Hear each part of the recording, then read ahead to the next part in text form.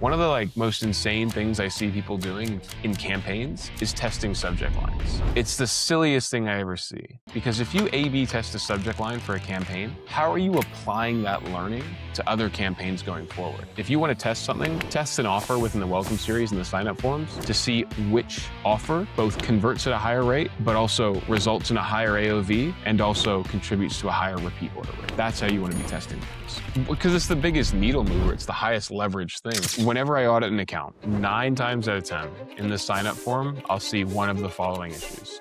You're going to see about a 26% drop-off rate. A lot of people think pop-up forms are only for capturing people's email addresses. And this is where this notion needs to be broken. The focus of a pop-up form is to capture data about the individual, yes, their email, but also figure out what they're interested in and then get that first conversion. And so when you change that mindset, you change how you approach sign-up forms. Today, my guest is Gavin Hewitson. He is the founder of Inbox, an email marketing agency. He went from touring the country as a stand-up comedian, barely making ends meet, to running the #1 email marketing community in school. His approach has yielded remarkable results for his clients. One brand even saw a 921% increase in email revenue in just 30 days. He shares his secrets and battle-tested formulas from years of real-world testing. In this very special conversation, we chat about how to structure sign-up forms to boost on-site conversions, why percentage off discounts outperform every other offer, what you should actually be testing in your email campaigns and flows, how to fix an email welcome series and multiply the revenue, how to build automations that treat every customer as an individual, and a lot more. Gavin pulls no punches. He reveals all his secrets without any fluff. If you run or manage an e-commerce brand, you are going to walk away smarter with actionable tips and tricks. Before we get into it, a quick word about 2-minute reports. If you run an e-commerce brand or a marketing agency, you already know how painful client reporting can be.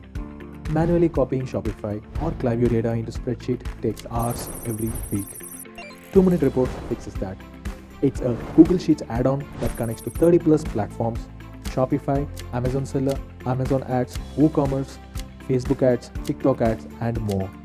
It pulls all your data automatically into one place. You set it up once and it runs on schedule, hourly, daily, or weekly. Your spreadsheets and reports stay always fresh without you lifting a finger. If you want to stop wasting time on manual reporting and start spending the time on actually growing, check out 2-minute reports.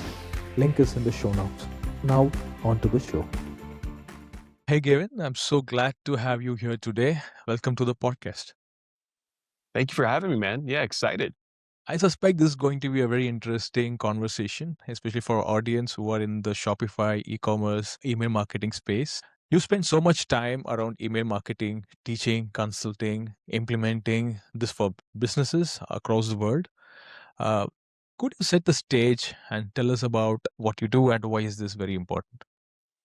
Yeah, 100%. So yeah, once again, thanks for having me, man. I'm excited to be here. Yes, so I run an email and SMS marketing agency that specializes in helping the consumer brands with their email and SMS marketing. Now, the reality is there's hundreds of agencies out there that say they do the same thing. We definitely take a unique approach to our email and SMS marketing. On top of so we have a YouTube channel, which I'm sure will be included somewhere. We following on LinkedIn, Twitter. We also have a school community where we teach both e-commerce businesses as well as agencies how to really refine email marketing as a channel. But yes, so we work with a bunch of brands. There's 2 ways that we typically help our clients. Number one is building out pretty robust automations, and I'll speak to our approach with automations in a second.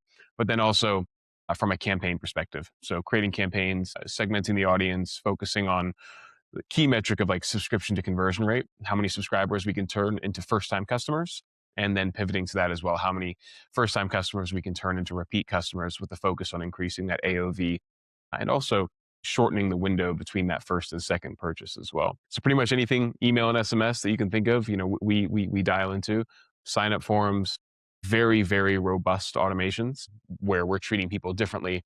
For example, in the abandoned cart or classic automation, there's a bunch of automations. I say abandoned cart because it's the most basic and easy one that everyone kind of understands. We create flows that treat people differently based off of their purchase behavior. So different splits in the flows based off their purchase behavior. So historically, what have they bought in the past? And then also splitting people as well based on the item or the collection of item that was within that person's cart. So if you think about something like, hey, you own a supplement brand, you sell 3 different supplements, you need to be sending people down different pathways within every single flow based off of what they've added to their cart or what they've abandoned cart to ensure that you're having like really in-depth one-on-one conversations relative to the individual who's triggered that flow. Okay, okay. So now that's what's something that I wanted to go in more detail as we talk through this conversation. I want to, take a step back and understand how did you get into this particular niche? What got you into email marketing versus there are plenty other fancy stuff out there, where people throw millions of dollars in ad spend, exit. Yeah, it's a good question. So I've been in the space for a long time now, but I guess like my first foray into any sort of like digital marketing or anything like that was when I was super. Yeah, I'm a young dude now. I'm 30 years old, but when I was younger than that, when I was like 18, I was buying and selling websites. So I'd buy websites online, and then I would improve them from like an SEO perspective. This is back when SEO was a hell of a lot easier to do, and then I would improve them and then sell them on for more money at the same time while getting some of the ad revenue from those websites. So I did that for a while, and one of the ways that you could increase the value of a website was by building a newsletter list, right? Like a newsletter list is inherently valuable regardless of what business you're in. And I think people really undervalue how valuable a newsletter actually is. And if you don't believe me, just go onto a website called Deuce, just look up buy newsletters online, and you'll see like the multiples that a list will go for. Like you'll see a list of, Is it 6,000 people. DUCE? DUC? I think it's DUUCE. Okay. And you'll see like website or newsletters with 5,000 people being valued at like $25,000. The value of a newsletter is massive, right? And there's people who actually buy and sell newsletters as a business. But to take a step back, I'd buy these websites, and one of the ways that you could increase the value of that website was by building up a newsletter. And so I dabbled a little bit with email marketing. I understood the fundamentals, whatever. Time passed. I kept doing that. And then, believe it or not, I got into stand-up comedy. So I was a stand-up comedian, and I was touring with stand-up comedy. And a lot of you guys are probably listening to this like, what the hell does that have to do with email marketing? But while I was doing stand-up comedy, obviously the arts doesn't pay very well. And so I was doing stand-up for about 5 years. And while we were touring, because we would tour up and down the country, we need to make a bit of extra money. And so my buddy who I was touring with, who is one of my best friends to this day, he was working at an agency. And their agency was like your classic jack of all trades agency. We do meta ads, we do email marketing, all that stuff. And they needed some support with the email marketing. And so one of the great ways for me to make a bit of money on the side and bring some money to support the comedy was to freelance at his agency. And so I joined the agency. I got good. I got really good.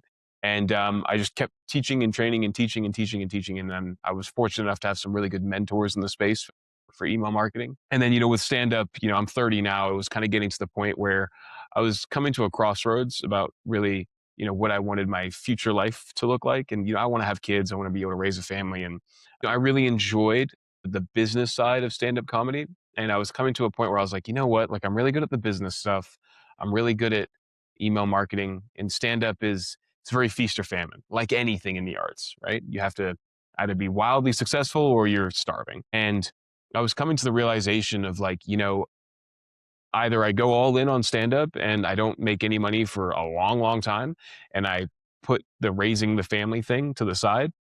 And also like being able to have like a healthy, sustainable relationship is hard when you're doing, shows at 11 p.m. every single night. And I came to this crossroads of like, okay, I either keep pursuing the stand up and maybe it'll work out, maybe it won't. And it's probably not going to support the lifestyle I want in the future. Or I take this thing that I'm really good at and I really dial it in and refine it and try and go my own way.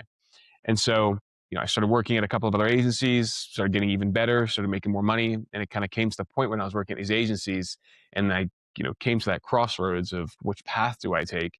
I decided to just go all in on email marketing. And so that Okay. transitionary period from being a freelancer to building my own agency took a while, about a year, where I, started trying to go out on my own, find my own clients, build my YouTube channel, focus on my LinkedIn, focused on Twitter and just putting content out. And eventually it snowballed to where we are now, and we have clients kind of all around the world, helped hundreds of businesses. We've built a training community where, we're number one in the world for email marketing on School. So if you want to learn how to do email marketing, we have the number one school community in the world on that. And then on top of that, we just grew the team. We have 12 full-time staff at our company now, and really just, this year is a big year for us. We're trying to really focus on the marketing, the sales, and just make our strategies even better. One of the things, and I'll speak to our strategies separately, but I think one of the things that we do at our agency is what you find, like with a lot of agencies, is they'll learn a process, they'll learn a method, and then they'll systemize that method and then just try and sell that systemized process to Yeah. everybody out there. It's called a product these days. Yeah, it makes sense from an agency perspective, but what ends up happening is you have these agencies who sell to clients and their methods are outdated. And the reason they haven't updated them or adjusted them is because updating and adjusting the strategies to benefit the client requires a whole lot of work in the back end for these agencies. They need to change their SOPs, their systems and processes. And that's something that we don't really shy away from. We're constantly adjusting our strategy. Every client is treated differently. Every, high level holistic view that we have changes. It changes all the time, right? And then we implement those changes based on how the market's changing, what tools are out there, and we implement those into our SOPs. And I think, we see it with like the retention rates that we have at our agency. Like, we have like zero. I think for the past few months, we have like 0% churn. So yeah, I think right now it's just, that's kind of where we're at. We're trying to grow this thing as much as we can, get as many people under the belt as we can, and, help as many businesses as possible. It's interesting, man. I wanted to, stay there where you're talking about talking to somebody, a brand who already spent huge money on PPC or other channels, right? How do Yeah. you share the value proposition of email, and how do you make the point that email is something that they need to invest in? Yeah, totally. I think at the end of the day, right, like email marketing is never going to make or break a business. It's going to accentuate what's already working, and improve something that is perhaps not working as well as it should. And so email marketers, like we're in a position where we always rely on like the good fundamentals for a business, like any agency, right? Like a PPC agency isn't going to be able to save a business with a bad product, right? Same goes for email marketing. But how I always pitch email is that email is largely going to make whatever you're doing from an ads perspective, like a proper email strategy, 20% more effective, right? So if you have a good ad strategy coming to the website, we can implement. We have a very specific strategy with our sign up forms where we have different sign up forms on different landing pages based on where the person's come from, all that cool stuff. The sign up form strategy that we use, for example, increases the on-site conversion rate as well as how much you know about your audience. So we can actually ask a series of questions, send people down curated pathways. Same with like the rate of list growth that we have as well. But what we're doing is we're taking those ads and we're making them more effective by converting more people. So if an effective email strategy is going to increase your ROAS, increase your on-site conversion rate, and then also increase your retention rate, how many people turn to first and second time customers. And so how I always pitch email marketing is that we're going to make things more effective. We're going to make what's already working work better. And we're going to turn things that perhaps aren't working as well as they should and improve those as well, right? It's like an add-on rather than a amazing change, if that makes sense. So once you get the basics right, and when you start talking about nurturing the customers, retaining more of them, building a relationship with your customers, right? Because emails allow you to do that, while other channels you don't have a direct relationship, you don't get to contact them also. Yeah, I think you're spot on. Like if you build so there's the campaigns, like I said at the start, and the automations. If you build out your automations in a proper way, you can largely automate the customer life cycle to a pretty large extent, right? So if you think about the touch points within the automations, you have the welcome series when somebody first comes into your business. You have the abandonment flows. You can have a site abandon, browse abandon cart, abandon checkout, and you can automate those conversations as well. Then you have the post-purchase automations, right? Which is after somebody purchased. You can create a post-purchase flow, fulfilled order flow, delivered order flow, win back. And that will largely automate some of the major touch points that a customer is going to have, or a subscriber who is going to turn into a customer, as well as a customer who is then going to turn into a regular repeat customer throughout their entire customer lifecycle, right? And so that's massive. And then you have the campaigns, and the campaigns are there to take that existing database that you have and drive those actions to your website that then trigger those automations. Yeah. So, I want to now go in detail into each of the topics that you mentioned about campaigns, the forms, the automations, the audience list building. First, I wanted to start with audience list building. Uh, what are the foundations of building a high quality list? As you start from zero, what are the essentials that you need to get right first? Yeah, you need to have a good ad strategy. It's just really it's really what it comes down to, right? Like at the end of the day, the list is built based off of the traffic that comes to the website. And so if you have poor traffic coming to your website, your list is obviously going to suffer. So believe it or not, the foundations of building a quality list don't really have that much to do with email marketing for e-commerce, because the way that you're building the quality of your list is two ways: people signing up on your website through a series of sign up forms, or B, people placing an order and then putting them through funnels after the fact. You can do things around like giveaways and collaborations, which are viable options, but you're going to get a much lower quality list if you do giveaways because you're attracting people who are interested in free stuff. The foundational, or rather the most important part of building a quality list is having an effective ad strategy. Okay. An effective ad strategy driving quality traffic that you can then capture with your sign-up forms. The quality of your list, obviously, that's the top of funnel. Maintaining that quality largely comes down to advanced segmentation, solid offers, solid automations that treat people differently based off of what they've told you about themselves. Something as simple as having in your pop-up form and a second step of your pop-up form. Highly recommend people check out my YouTube channel to figure out how to do these sign-up form strategies. Just asking somebody what they're interested in or why they're buying or what they're suffering from, and then taking those zero-party data responses and sending them through curated pathways and automations allows you to automate the one-on-one conversation to ensure that you're taking as many subscribers and turning them into first-time customers, which is therefore taking a good list and making it even better because it comprises of people who are already customers. Keep in mind, email marketing, 80% of your revenue from email marketing is going to come from people who've already placed an order once. 20% is going to come from people who have never placed an order. And so our job as email marketers is to see how many people we can turn from subscriber into first time customer. Even if you're giving away stuff, freebies, and if you have somebody Mhm. buying your product or subscribe to the list, you're saying that you segment them differently so that you treat their lists separately and you handle them differently from your other people who have come through with a different ad strategy, who are not here for the freebies but also for the value that you give in your website. Yeah, I mean, freebies, you're going to have a really tough time in e-commerce running an effective ad strategy with freebies or lost leaders. Like every e-commerce business, you need to be able to break even on your first purchase, right? And so largely the incentive to sign up is not usually like a free product. It could be buy one, get one free. I'm not a big fan of that. The best incentive that any e-commerce business can run is to do a percentage off discount. That's just the reality of it. The reason that works well is because percentage off, the more you spend, the more you make. Okay. Or rather, the more you spend, the more you save. Okay, I spend $100 and I get 20% off. I'm going to get $20 off. I spend $200, I'm going to get $40 off. And that psychology in the customer's mind is going to work better. There's this notion out there that people say, like, oh, I'm going to do dollar off because if I say $20 off, the customer knows $20 off just looks better. People don't know what they're talking about in this space. And I see people talk about this on Twitter like, yeah, listen, if you have $20 off and 20% off, the customer is obviously going to think $20 off is better because they have a dollar off amount. But they're not going deep and they're not looking at what the impact that has on the AOV and the margin of the product bought, right? And so percentage off is always going to work better. Now, when it comes to quality of that list, I can go deep into our campaign strategies where all of our campaigns treat people differently based off of their purchase behavior. Customers get one type of email, non-customers get another type of email. And we segment the audience according to engagement as well as purchase behavior.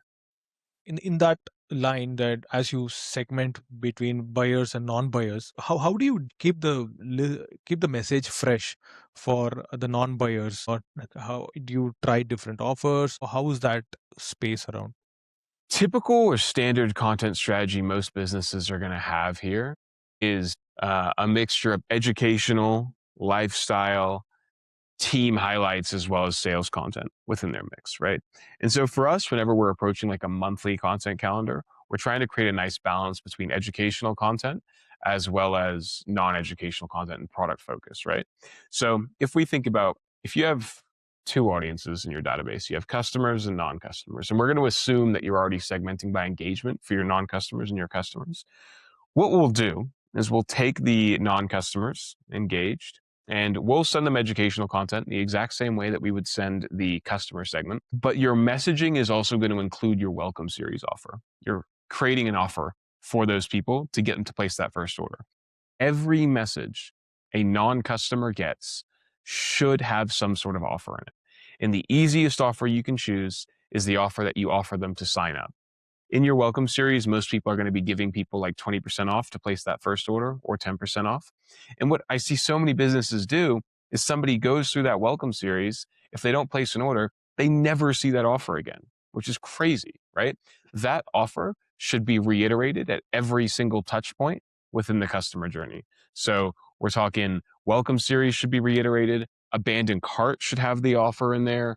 Browse abandoned should have the offer in there. Every email a non-customer gets should have an incentive in it.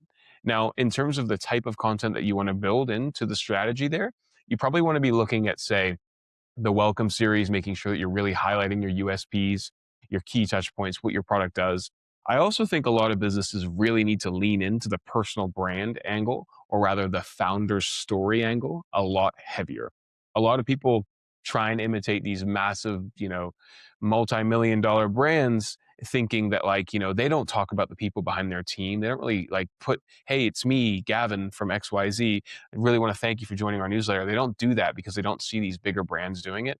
But the reality is they absolutely should be.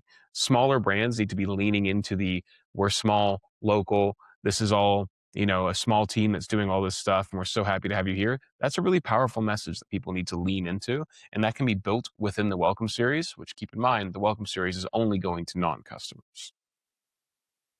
Got it. So also I'm learning here is that it's important. The first important variable that you need to segment on is either buyers and non-buyers, and then it can Correct. become more complicated further as you want to. You can get incredibly granular. And what I always tell businesses is getting super granular is going to improve your engagement rates, right? In an ideal world, if we could send individual campaigns to every single person in your database, those campaigns are going to get better engagement. But it's striking a balance between how much extra work you're going to have to do to segment that.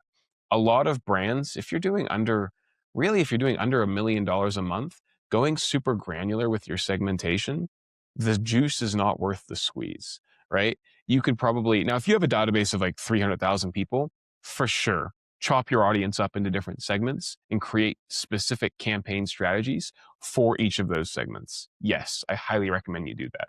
But if you're doing under $50,000, $100,000 a month, your database probably isn't going to be that big. And segmenting relative to that, it's just, yeah, okay, sure, we could create like a segment of 1,000 people here, 1,000 people there, but you're having to double, triple, probably even 10x your workload for a few percentage points, and it's just not worth the effort. I wanted to talk about automations next.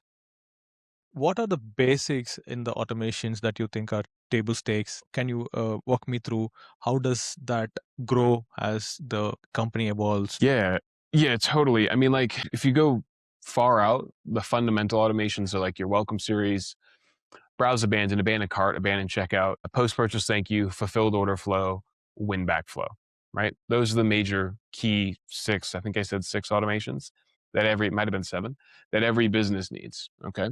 Now, as you grow, the granularity within those flows comes down to how many splits you want to have within those automations.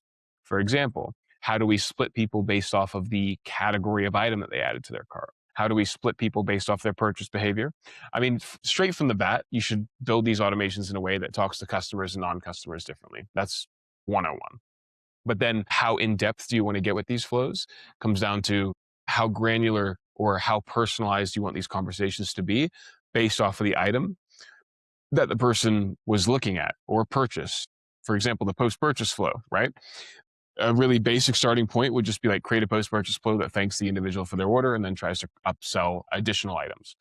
If you want to go more granular, you could create a post-purchase flow that splits people based off of the collection of item that they ordered and then cross-sells other items that would suit that collection. If you want to go even more granular, you could go, instead of just doing collection, we'll go by product. We'll highlight our best selling products and create curated post-purchase flows for those products. And you can just get more and more and more and more in the weeds. That's within the flows that you have built, the basics. You could go even further by extending the type of flows that you want to build. Canceled order flows, refunded order flows, ticket created flows, loyalty point flows, all that sort of stuff. You can start interlacing messages. The biggest thing, though, that you're going to want to test across all your flows isn't the copy in the emails. It's not the timing of the emails. It's not the design of the emails. It's the offers that you're giving in the emails. And that's what you really want to be measuring. So if you want to test something, test an offer within the welcome series and the sign up forms to see which offer both converts at a higher rate, but also results in a higher AOV and also contributes to a higher repeat order rate. That's how you want to be testing things. That's a very straightforward advice. In the art of copywriting, you almost get lost into testing out different Totally. forms of copy, and it's a very straightforward advice. And why do you say that? Why is that the important thing to test on? Are there any copywriting skills that don't come handy? Because it's the biggest needle mover. It's the highest leverage thing, right?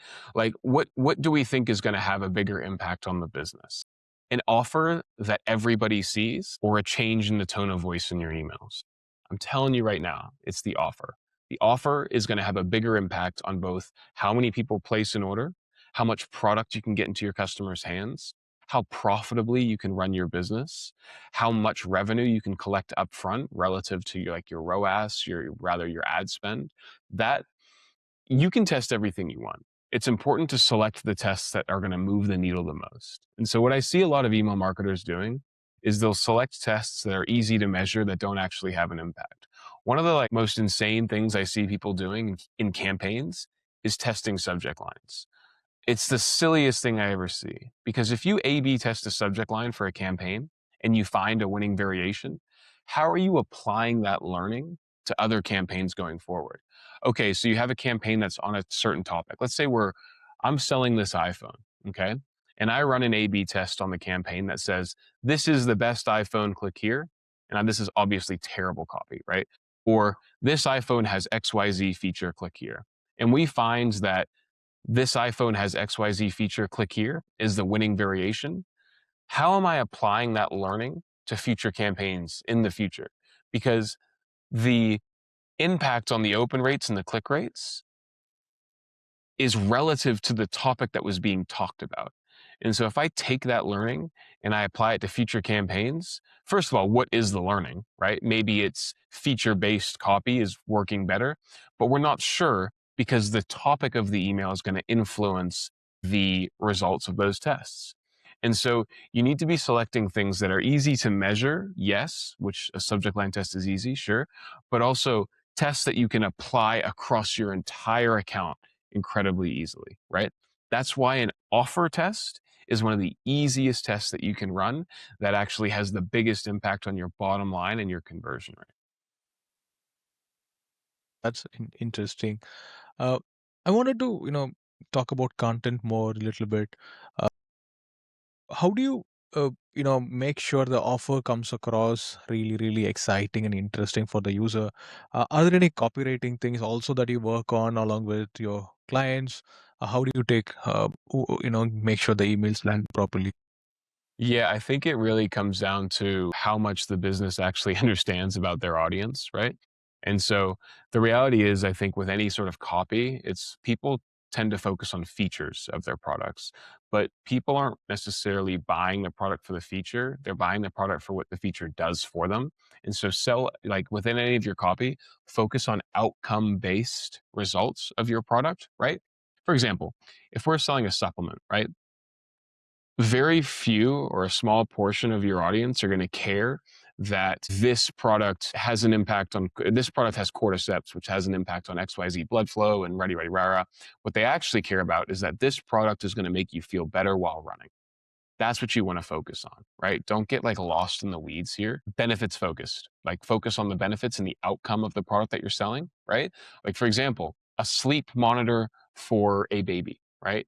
You're not like, sure, you're buying that product so you can monitor your baby's sleep, but you're also doing it because you want peace of mind and you want to feel comfortable when you go to bed knowing that your baby can reach you. It's like changing the focus of the email to the outcome. And I mean, this is like copywriting 101 stuff, right?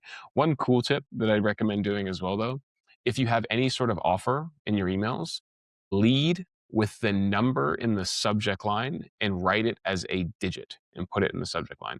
You will find, for example, if you have like a 20% off sale and you say, hey, we're having a massive sale, and you put that subject line in, you'll get decent open rates. But if you say 20% off and you write 2% off everything in store, it's pattern interrupts. That open rate of that email will be better. You're looking for pattern interrupts. And the amount of people who are sending emails now is exploding, right? And so when you think about what's in an inbox and you look at an inbox, you're going to see a whole bunch of emails in that inbox. And so are people. They're just looking at a screen. You're trying to break up the pattern within those inboxes. This is why emojis used to work so well, because they're pattern interrupts. Everyone uses emojis now, so it doesn't really work as much. You need to find new ways to kind of break that pattern. Yeah, most of them now they only land in spam, so you don't add them anymore. I wanted to talk a little bit about how you seem to talk about it. It's as very simple and easy to do, right? But I think as a founder, it is easy for you. But as you scale the team and you hire new people who are going to write the content for your clients, and how do you make sure the quality does not drop? First, how do you hire them properly? Second, how do you make Mhm. sure the quality is consistent, especially on the content part? Are we talking about copywriters, designers, project managers? Who are we speaking to? Copywriter specifically, yeah. Okay. So I mean, like, I don't hire any junior copywriters. We hire people who are experienced in that. And then we obviously have like a pretty rigorous testing process. I think for any agency listening to this, it all comes down to your SOPs, right? I mean, obviously making sure that you're testing people on the front end and you're just like qualifying them before you actually hire somebody. But it also comes down to building super clear instructions and systems and processes. Our business SOPs, and while I said at the start, we refresh these to reflect what's changing in the industry and what learnings we get, but our SOPs are so dialed in that it almost makes it hard for somebody who knows what they're doing to mess up, right? Our instructions are so clear. If so, we use Asana to track all of our projects, right? And we just assign people tasks within Asana. Within those Asana tasks, if they read that task description, and this is systemized in a way where it's, the fundamental rules are the same across the board, they cannot mess up. The only way they would mess up is A, they're not qualified for the job, meaning you should have done a better job testing at the front end to make sure you're hiring people who are qualified, or B, they're not reading the instructions, right? And so it really comes down to how dialed in are your systems and processes just for whatever service you sell. Next, on the technical and on the infra standpoint for the email infrastructure, how do you make sure somebody starting new can get the basics right? What is one red flag that when you get into an account and identify is that it's cooked? Yeah, well, the easiest thing that I look at is the sign up form, right? So that's the top of funnel, how people are capturing subscribers. Whenever I audit an account, 9 times out of 10 in the sign up form, I'll see one of the following issues. Number one, when somebody's capturing someone's email address, in the second step, they'll ask for their SMS number. Big, big red flag. Okay. And I'll tell you why in a second. Number two is they're not including the discount code in the final step of the sign up form. This is the easiest win that anybody can implement. If you're listening to this, I recommend you look back on this and implement this. So, including the discount code on the sign up form. The reason we do that at the very final step after they give us their email address is because we do not want to force somebody to leave your website to use a discount code that you gave them, right? What that does is, yes, and agencies will do this because it artificially inflates the welcome series revenue. Because of course the welcome series is going to generate a bunch of revenue if you have people being forced to go into the welcome series to use a discount code, right? What it actually does though, yep, it increases the revenue, and yeah, it might have a little bit of an impact on deliverability, but it lowers your on-site conversion rate. The worst thing you can do from an on-site conversion rate perspective is make someone leave your website to use an incentive that you gave them. keep them on your website. So have that discount code in the final step of the sign up form. And even better, when they click use code, have it auto apply to their cart. Don't make them copy and paste it, have it auto apply into their cart. That's why it's super important to have the discount code on that final step. But I want to circle back into that first point, which is having SMS in that second step. SMS is good. It's useful. It's not as useful as people think it is, but it's useful. The way you capture it, though, is very, very important. So if you ask for SMS after somebody subscribes to email marketing, you're going to see about a 26% drop off rate, even if you give them the option to skip. Even if you say, hey, I'm not interested, and they can skip that step. Okay? You're going to see 26% drop off rate. If you don't give them that step, if you don't give them the option, you'll see about a 46% drop off rate on average. You're going to see some fluctuations across different accounts, of course. So 26 to 46%, 26 at the best, 46% at the worst, are not going to see that final step of the form. What does that mean? That means 26 to 46% of people who opted in for the discount code will not see that discount code. And the only way they can get it is by leaving your website. And so what's happening here is you are compromising your on-site conversion rates in exchange for an SMS subscription. I don't think that's a worthwhile trade. The reality is people who are subscribing for SMS to get the discount code, do you know who those people are? It's people who are likely going to place an order anyway, right? So you are actually losing 26 to 46% of people who might not have placed an order without that discount code. Those are the people you want to order. So do not ask for SMS in that second step. The third thing that I see, or rather the second thing, so those are like the two major red flags that I see, and that's just like the easiest fix. The third one is not utilizing pop-up forms to the extent that they should be. Pop-up forms, people seem to only use them to capture email or SMS. There are so many other ways you can use them. A really simple strategy that we implement for all of our clients is have pop-up forms target specific segments or lists in your Klaviyo audience with offers that we've offered them through either a campaign or the welcome series. Really simple. Anybody who's never placed an order before, have a flyout form that reminds them of the welcome series discount show on the website, right? Have it like show in the little corner or have a teaser there, right? Have that flyout form, remind them of the incentive. Your goal as an e-commerce business for people who are visiting your website is product in hand. Get product in hand, even if it means compromising a little bit with that first purchase. Make sure you break even, of course, but get product in hand and then make up for any loss in margin on that second, third, fourth, fifth order.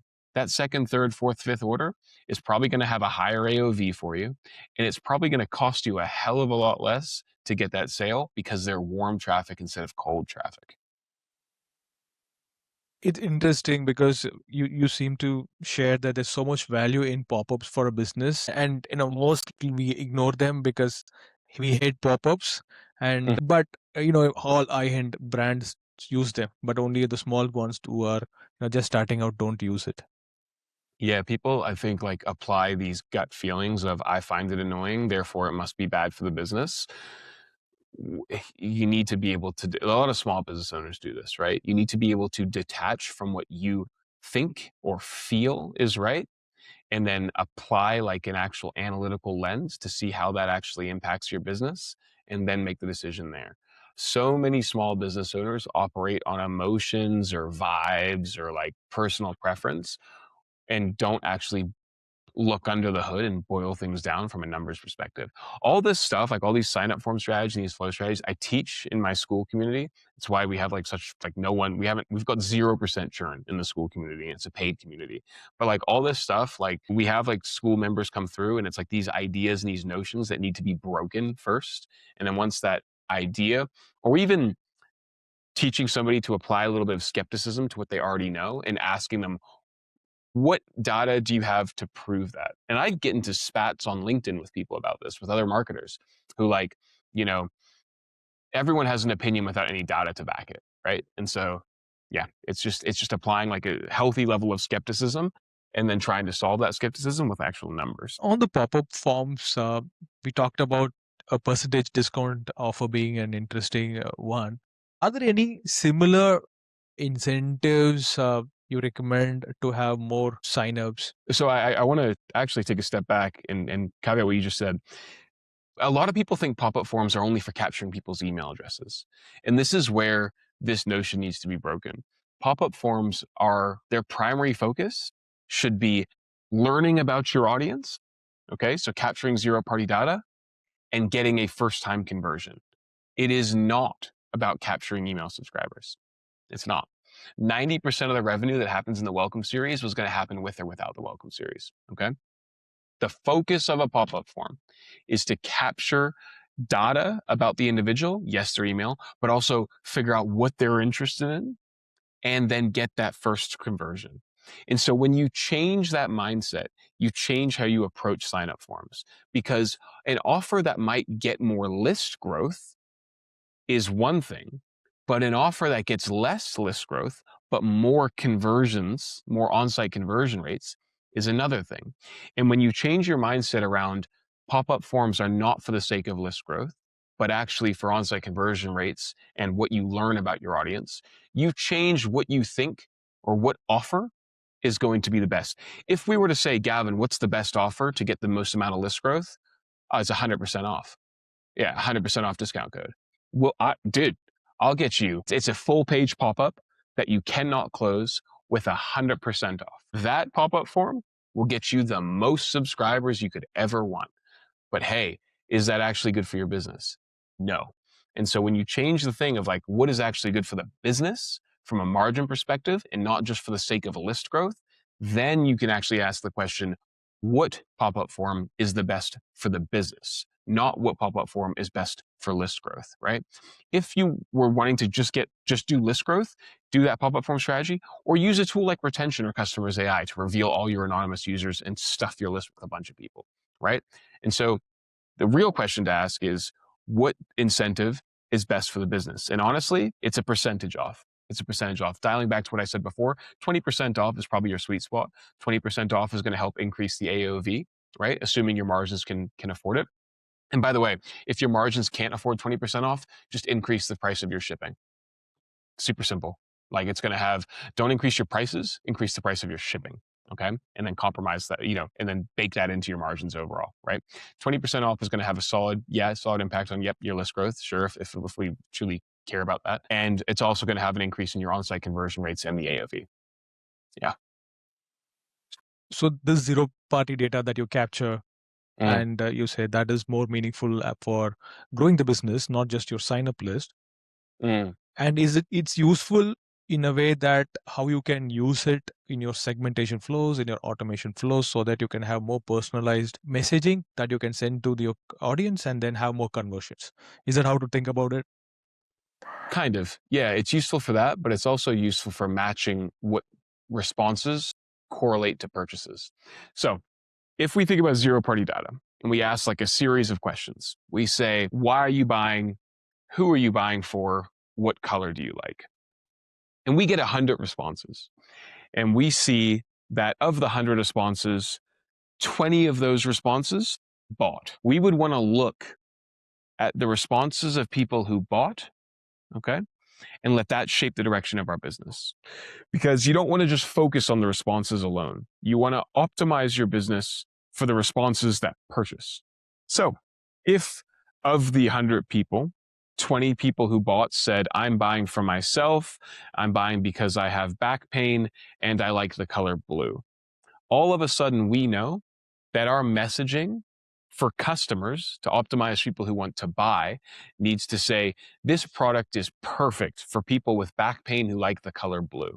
You see what I mean? And if you look at the purchase behavior, that's what you want to be optimizing for, not for the quantity of responses. So if you have 100 people and 80 of them say, I'm buying for myself because I have back pain and I like the color red. If you just looked at those responses, you would think that you need to optimize your business for people with back pain who are buying for themselves who like the color red. But if you dig a little deeper and you say, actually, of those 100 people who responded, the people who actually bought were blue. So you actually look at the purchase behavior, not just the number of responses. All of a sudden, you know that, yep, I need to optimize my business for the blue color, not the red color, right? And that's why it's important to match those responses with purchase behavior. So it's much more broader than that and not just a single flow strategy, but also more on the product entire marketing strategy. Yeah, the pop-up form should inform actually both your entire marketing strategy, your email strategy, your product's development roadmap. I mean, God, even for my agency, right? I have a bunch of lead magnets that we push people to. I ask people about 6 questions, right? I ask them, are you an email marketer? Are you an agency? Are you a freelancer, e-commerce business? What are you struggling with? What software do you use? What niche do you work in? And I look at all those responses and I match them to who become members of my school community. And that is how I inform my overall marketing strategy. Because all of a sudden I can see that my school community members are freelancers who work with Klaviyo in the supplement space. So all of a sudden I know if I want to get more customers into my school community, I need to create lead magnets for those types of people. You know what I mean? So is there a similar equivalent of lead magnets for the D2C industry that people can incentivize? Just do 20% off. 20% off. Just do Keep it 20% simple. off. Yeah, keep it simple. I mean, like if you're doing like a free lead magnet, you're going to stuff your list with a bunch of people who want free stuff. You know, for e-commerce, just do 20% off because your focus is because we're getting back to that mindset of like, okay, lead magnets, what's going to grow my list? The purpose of the lead magnet of 20% off is not to grow the list. It's to increase the on-site conversion rates and how much you know about your audience. 20% off is going to increase your on-site conversion rates. A free lead magnet might increase the rate of list growth, but not your on-site conversion rates. I want to, shift to something a little Yeah, lighter, sure. something slightly off base, or maybe slightly related to email services, but more on Yeah, the yeah. agency level. What is the hardest part of scaling an agency, emails agency especially, or is it I mean, something that, yeah, I think like with any business owner, there's 2 fundamental problems that are always going to reoccur. Number 1 is how much traffic you can get to your website to actually start pitching. And then number 2 is finding good people to hire. And so I think from like an agency perspective, the biggest thing that I've been successful with is YouTube, creating a YouTube channel. Having a YouTube channel is great for 4 reasons. Number 1, it gets you clients and leads, of course, right? Number 2, people who don't know you have a YouTube channel, when you get into a sales call and you tell them you have a YouTube channel, that builds so much more trust. So it helps you close deals. Number 3, it helps you build like a newsletter list if you're funneling people to newsletters. And number 4, it helps you find really good people to hire because you're willing to hire, or rather, you should hire people who follow you and people who have been trained on your methods. Those are the 4 reasons I highly recommend having a YouTube channel, right? Now, the second issue is that HR, like human resource problem, which is tied to the YouTube channel, right? Finding good people is so hard. And for any agency owner, like I recommend having like a personal brand. It's like the only way that we've been as successful as we have is because we've just worked so hard. Like I've posted every day on LinkedIn for like 3 years now. I've posted on Twitter twice a day for about 2 years now. I posted 2 videos a week, or sorry, 4 videos a week on my YouTube channel for the last 6 months. And we have 2 channels, right? Building that following allows you to pre-qualify people when you're looking to hire them. Okay. Finding good people is so hard, right? Skill can be taught, attitude can't. And we're lucky we have like a really solid team of like 12 people who are just like, I mean, my copywriter is better than me. My project managers are better than me at project managing. My build, like everyone's better than me at what they do. Um, and so it came off the back of that personal brand. I think that people want to work with somebody who is actively putting out stuff and who is actively trying to grow stuff and willing to put themselves out there and like also providing them with a roadmap for like growth as well. But yeah, I mean, the core problems are always getting clients and always finding good people. And I think the solution to both those things is the same thing, just building a really solid personal brand. right. So branding becomes more important, especially when, uh, with SEO and, when we talk about conversion oriented, keywords. Now, I think all of a sudden, even for brands and, even for anybody, brand as a value proposition is more important these days. Yeah, I mean, I can't really speak to SEO because like my website might get, here's the crazy thing, right? Like I haven't put too much work into SEO. My website might get like 10 to 25 clicks a day on my website, right? But my YouTube channel gets 12,000 views a month. My LinkedIn profile gets 10,000 views a week. My Twitter profile the same. I send 2 newsletters a week. We get about 6,000 views a week from that. So in a given month, we're probably being seen by like, I don't know, 100,000 people every month, right? Maybe not uniques. That might be wrong. Let's dial it back and be super conservative and say like 20,000 uniques every single month. And that's all just from like organic traffic that's been put out on like channels. Now, obviously there's SEO for YouTube and stuff like that. I haven't put a whole lot of work into like the SEO of the business, mainly because it's like a choice of where I want to allocate marketing budget. And we've just seen so much more success with YouTube. That just makes sense to do that. But also just like the changing nature of SEO, these language learning models coming in, I don't know if it's a safe bet to be like, we're going to go all in and spend 10 grand on SEO and then LLMs come in and replace everything, So I just haven't been confident enough in the changing nature to build a strategy that I know can last. As you said, once you build a brand, people will search for your name in search and will find out your YouTube channel, right?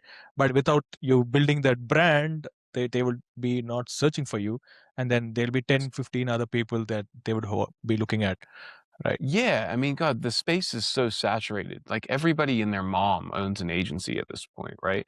The people who win are the ones who can really demonstrate their skill and have that social proof of people who, are actively engaging with them on LinkedIn, YouTube, Twitter, case studies, having a community like we have of like, other agency owners who are learning our methods and our processes. I mean, you say to a client like, yeah, we actually teach other agencies how to do email marketing. That's, I mean, like who are they going to go with at that point, right?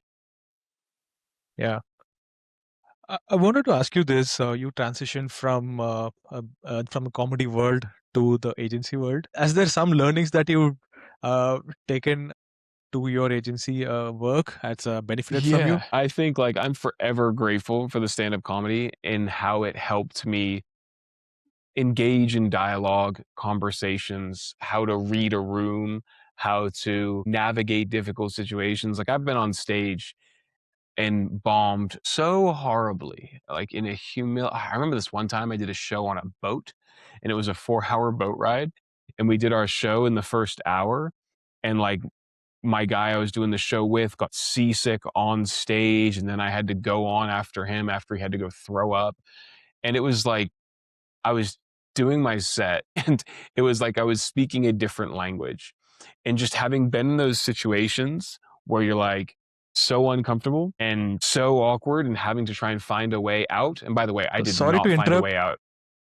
Do you have that video anywhere out there? Some of your Man, if you, comedy videos? yeah, you can find it. If you just type in like Gavin Hewitson and then you Okay. go Okay. past my email marketing channel and past my agency follow, you'll see some videos out there. And like, I think I've lost the login, so I can't take them down, but you'll find some stuff out there 100%. But yeah, like just having those like terrible situations and having to like figure out how to like win a crowd over has allowed me to just be so much more of a confident speaker and do the YouTube channel and get comfortable and do all that. Everything adds into each other. No skill or no endeavor or no hobby is a waste of time. It all blends into one, As long as you're giving your fullest and you're committed to it, and For I can sure. clearly see for you, as I talk, you clearly are making me more comfortable having this conversation than I am for you. So No, you're it has fine, man. clearly This is helped good. you. No, you're totally fine. It's all yeah, it's just reps too. I think like I mean, like you don't need to have the background like of stand-up comedy to build a YouTube channel. One thing I will say is like so many people are worried about being cringe or like, being embarrassed to put themselves out there. And to that I say keep that thought in your head because it just makes it so much easier for other businesses who do put their stuff out there to succeed, right?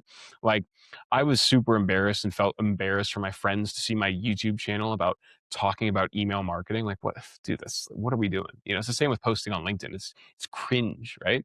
But, at the same time, it's like helped our business grow to the level that it's currently at. And like, if you have to be willing to like push through that level of uncomfortability. And LinkedIn shouldn't be for friends, right? At certain point, I think Yeah. Yeah. I mean, who's going to a bar trying to pick up a girl and say, "Can I have your LinkedIn?" It doesn't matter. Yeah, Like yeah. it's a different world. I wanted to ask you this. You said you have a contrarian viewpoint around time management. I'm Yeah. Yeah. Yeah. intrigued. Could you tell me more about that? Yeah, totally. One of the things that a lot of people struggle with in the agency space is like, especially when you're just starting out, like people who are, there's a very clear difference between like business owners who are doing certain numbers in the space and people who are doing like under, 20, 30K a month in revenue, right? The biggest thing is figuring out how to like manage your time and manage your day and trust that it contributes to a yearly or 5-year goal. For example, for me, I have a 5-year plan, right? That are like really high in the sky, like crazy goals, like, um, have a family, right? Be in XYZ country. And these things might change, of course, right? And like have multiple businesses that we're running currently under the belt. And like that, for me to think about that, like, how do I do that today? How do I contribute to that goal? Is so hard because it's so high level that it's hard to figure out how to work towards that. And so what I do is, listen, this is not revolutionary. I think a lot of people do this, right? Have my 5-year plan. And then at the start of every single year, I figure out the major goals that I need to achieve that will contribute to that 5-year plan. Okay. And then at the start of every quarter, I figure out what things need to happen that will contribute to that yearly plan. And then at the start of every month, I do it the same for the quarter. Then at the start of every week, I do it for the same for the month. And literally at the start of every day, I do the same thing for the week. What it allows me to do is it allows me to not focus on the 5-year plan unless I'm doing that once per year. And instead, I can focus on the daily plan that contributes to the weekly goal, right? And then knowing that I've set aside time on the Sunday to review my monthly goals and divide them into weekly things or smaller actions that will contribute to that monthly. And the same thing at the start of every month. Start of every month, I look at my quarterly goals and set my monthly goals. And it allows me to like remove the decision fatigue or the over analytical stuff and just break things down step by step by step by step by step, right? And it takes a big weight off the shoulder. And that's been a massive thing for me and just like how I operate. Just knowing that like I can look at my daily goals today and just trust that they are contributing to my 5-year plan.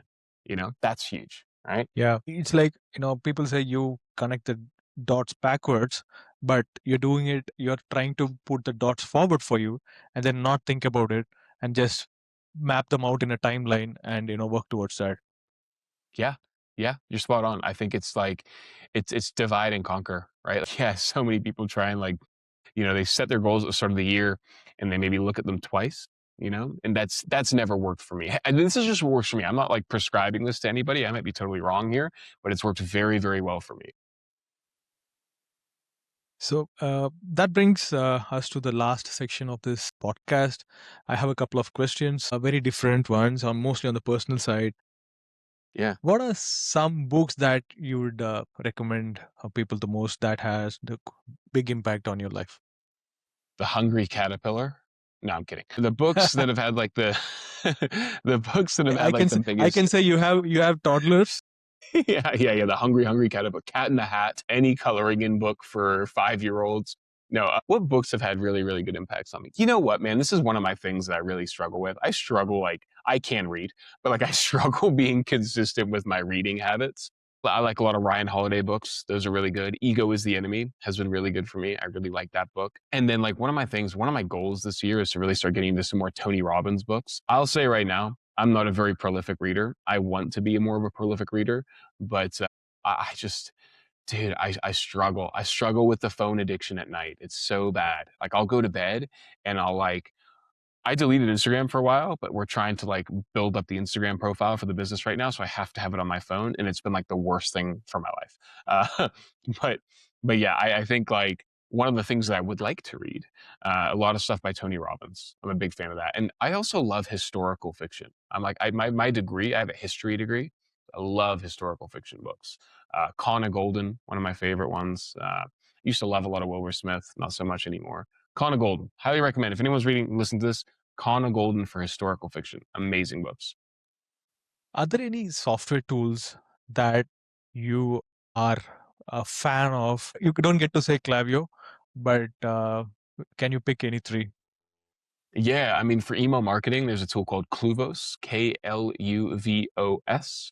Really good tool. And I'm not going to explain really kind of what it basically it allows you to increase your abandoned cart and abandoned browse revenue for your flows. We roll that out for all of our clients. I'm a big fan of a tool called Gig Radar for getting work. And if anyone wants to learn about that, just check out my YouTube channel, which I'm sure will be in the show notes. Right when you land on my YouTube channel, you'll see the video where I talk about it. And then Customers AI is a really solid tool for some of their product suite. I really like some of their tools where, the primary placement tool for landing emails in the primary folder in Gmail. Some of their tools like anonymous pixel reveals can be really well done if you know how to manage them properly. In terms of like outside of email marketing, God, I think like my whole life is just work nowadays. I literally go to work and then I go to the gym. That's pretty much all I do. I can't really speak. I mean, hey, note taking apps and meetings, love those. Fathom. I wish I was more exciting. I wish I had like a more dynamic, interesting take. Maybe this podcast has taught me You anything. are It's really, saying, really, really exciting to me. At least as a host and or also as a person listening to you, learning from you, it's really exciting. Yeah, thank you, man. You're getting me with these life questions, and I'm like, I don't know, man. I don't know, just email marketing. That's my whole personality. Okay, so then there's this final heavy stuff for you. Yeah. That's the last question that I want to ask you. Was there a life motto that you live by, that you look back or remind yourself of during the tough times as you navigate this journey? Increase open rates. No. Yeah, that's my life morale. No, I think man, I mean, one thing that like I always am in a constant battle with is probably like ego and tying my self-worth to things that I know are vanity metrics, right? And this is something that I'm always kind of like in a to and fro with, right?